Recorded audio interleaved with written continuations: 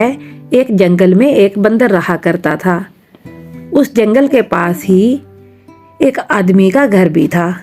बंदर अक्सर अटकेलियाँ करता, जंपिंग करता करता उसके घर की खिड़की में भी आके बैठ जाया करता था, जिससे वो घर के अंदर की हर चीज़ देख सकता था।